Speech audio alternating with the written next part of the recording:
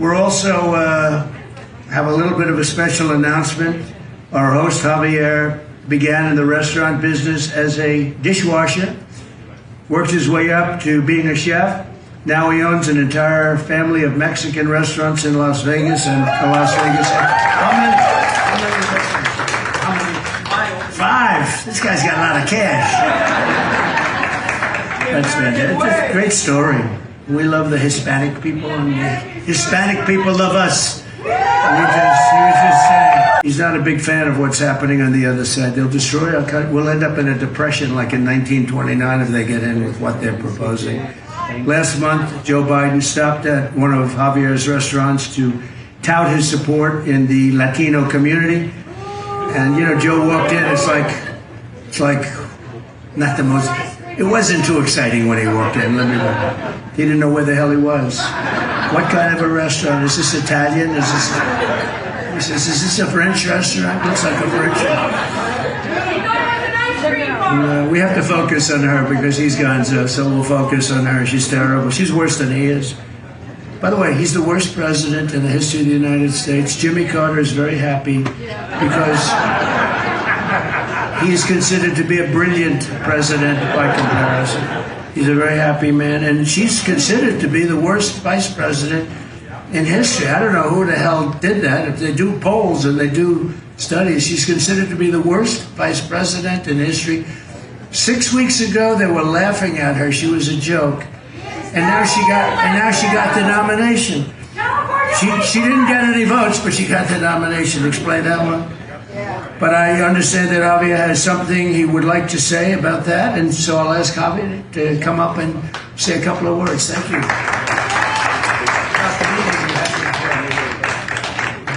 Well, thank you for being here, President Donald Trump. Me and my family really appreciated you guys give us the opportunity to host this event, so important. I was telling them earlier, before you got here, that I came when Ronald Reagan was the president, and you know what? I really miss those times. So I need you to please make America great again. You got a good sample. Yes, we will. Yes, we will. My daughter over there, and she agrees with you 100%. That's a beautiful daughter. She really thinks that you are cuter than. Oh, I see. She agrees on that. Well, that's a good thing to agree on. That's very nice. Cut taxes, and what we're doing is we're cutting taxes, regulations. We're going to defeat inflation, rapidly bring prices down, and make America affordable again. It's not affordable. People can't buy, as Javier said before, they can't buy sneakers. They can't buy anything. To help seniors, we will have no tax on Social Security benefits. That's under Kamala. It has been one disaster after another. Take a look at the border. You want to really see a disaster. I was there yesterday. What a disaster. After Kamala cast the tie-breaking votes on the bills that caused the worst inflation in decades, the Harris price hikes have cost the typical Nevada family.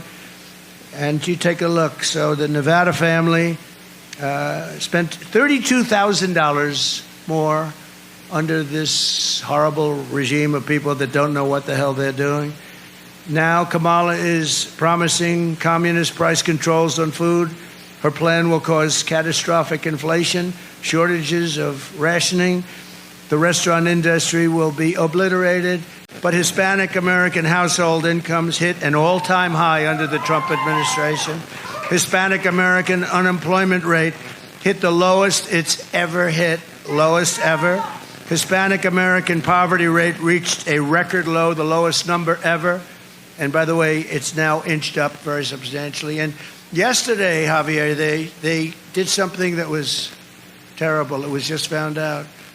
They reported that 818,000 jobs were here that weren't. They were fake. They reported fake jobs, and they were going to announce that after November 5th, the most important day in the history of our country, the election. They were going to report it after, but there was a whistleblower or somebody leaked it. There was a leaker, a friendly leaker, a patriot leaker, leaked it, and that's not a revision. You know, that usually they call that a revision, like there's, 10,000 jobs. This is 818. I think it was the biggest number, certainly in memory. 818,000 fake jobs they reported. They don't exist. Total fake jobs. And this is what we're dealing with. And that's at a big number. That's a big, big downward number, in other words, on their reporting. But they reported these jobs, and now they've had to revise it and take them off the books. More than 1.5 million Hispanic Americans were lifted out of poverty during my administration, and the household wealth of the median Hispanic family grew by 65%.